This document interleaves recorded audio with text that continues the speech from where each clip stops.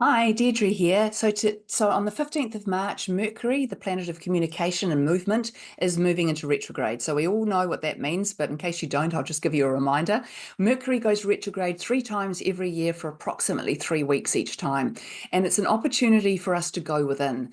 Mercury is the planet of communication and movement. So, he's a busy planet. He's the one that keeps us on the go, keeps us having lots of ideas, keeps us wanting to juggle lots of balls. That's Mercury's job. And he's all about how we communicate and how we and not just talk to people, but how we formulate information, how we work on how we research things, how we formulate things in our own minds, how we work things out is all very Mercury.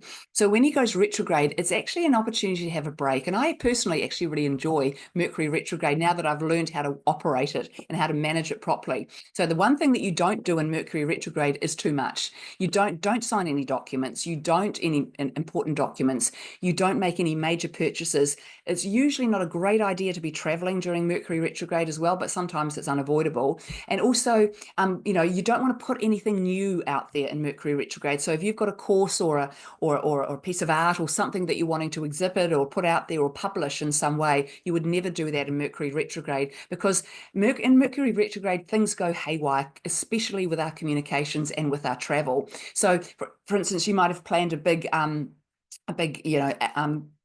public announcement of something that you want to get off the ground, a new course you're going to do or a new project that you want to get off the ground. And the thing with Mercury retrograde is if you put it out while Mercury's in retrograde, it's like people won't see it. It just will go off the radar in some way. Or you might email it out to everybody and the emails don't get there. They all end up in people's spam or just disappear into cyberspace somewhere. That has happened to me many times in Mercury retrograde, believe me.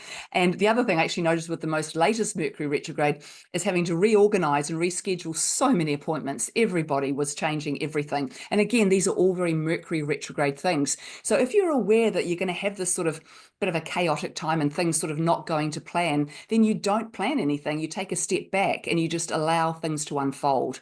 But the beautiful thing about Mercury retrograde is it gives you an opportunity to revisit, reassess, and relook at everything you're doing. So it's this really good time to sort of schedule in your diary whenever there's a Mercury retrograde to really look at maybe 2 weeks after the retrograde to put something out there that you want to publish or you want to promote or even yourself to put yourself out there in some way. Because during that retrograde, you've had that opportunity to reassess what you're doing, to really look at it in detail and maybe to make any adjustments that need to be made or upgraded in some way. So then when Mercury goes direct, we like to leave at least a week or around about a week before we take action. But when you do take that action, you've done all that preparation, you've used Mercury retrograde to get on top of things, to be more astute, to be more articulate, and to have everything sorted out as much as you can.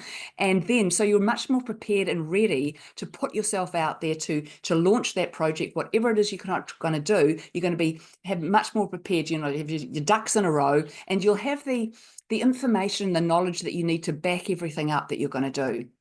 So this Mercury retrograde is occurring in Aries. So when Mercury moves into retrograde in Aries, he's already in Aries, but once he goes into retrograde, he will join Venus also in retrograde there, which is quite a big deal because that's the planet of communication and the planet of love and beauty and money, both in retrograde and both in the same sign of the zodiac. So this is Aries energy. So Aries energy is a very, very black and white energy. Under the influence of Aries, things can be very clear and concise and articulate and kind of black and white really, whereas in other sign when it's in Pisces, the sign before, it's all can be very illusional or very sort of creative and murky in some way. So this is going to be a very clear energy. So as far as Venus is concerned in retrograde there, she's going to give us a lot more clarity when it comes to love and beauty and money. So it can be a good time, especially while she's in retrograde, you're planning with her. So her retrograde motion is all about you planning, what can I do better in love? How can I be more loving? How can I be more loved? How can I be more love? Or beauty, how can I look better? How can I present myself better? How can I present my work and what I do better? How can I redecorate my home? Whatever's important to you, how can I do that? What would that look like? What would I need to do? And then, of course, when it comes to money, what do I need to look at there? What do I need to change or alter or upgrade or do something with money? So I think that, and when with Mercury also in retrograde in Aries, Mercury's giving us that articulation, that attention to detail, and that ability to really look into the nuts and bolts of things to see if it's going to work to get it off the ground.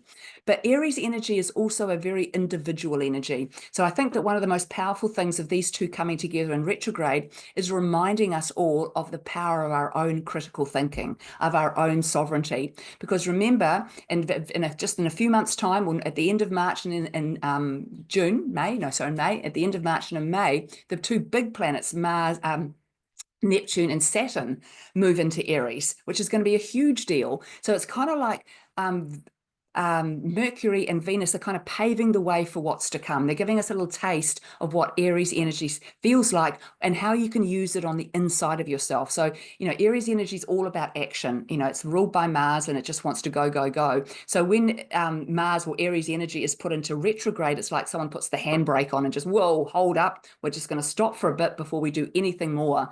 And that stop for a bit is our planning time. So I think this is really giving us a taste of what it's going to be like when these bigger planets move into Aries, and how we should start now relying on ourselves, relying on your truth, your reality, what you feel to be true and what works for you, rather than trying to fit in with everybody else, please other people, or dance to someone else's drumbeat. It's a time for people to become much more reliant on themselves and reliant on other people too, but not in the way that we need to be told what to do or we need to be instructed. We can all think for ourselves. We're all very clever people, and everybody I've noticed sort of over the last couple of months, or since the beginning of this year, really, people are waking up to that fact, to that very fact that actually I can make that decision myself. I can choose that myself. I don't need someone else to tell me whether I'm doing it right or wrong. This feels right for me, so that's what I'm going to go with.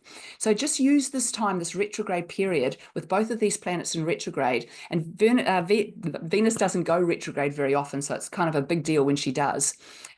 So she's really asking us to reassess ourselves, how we look at ourselves. And of course, the most important energy to use our love with is our self-love. So it's a great opportunity to look at what things you can do, because remember, Aries likes to take action. So you could plan for when that retrograde finishes, for what can I do to take better care of myself, to be more loving, to be better with money. And with the Mercury side of it, how can I be more articulate? How can I communicate in a clearer way? And how can I make myself understood and heard as well? So it's a good time to look at those things in your life and see what you can reassess there, what you can relook at, and what can be upgraded perhaps in some way, so that when they do go direct, you've got a new way of looking at things. You've got this backup of information and knowledge and surety within yourself to take a step. You're not going to be so scared of it or worried about, oh, is this the right thing or the wrong thing? It's just going to feel like the right thing to do. And the thing is, though, if you do take a big step out after all this,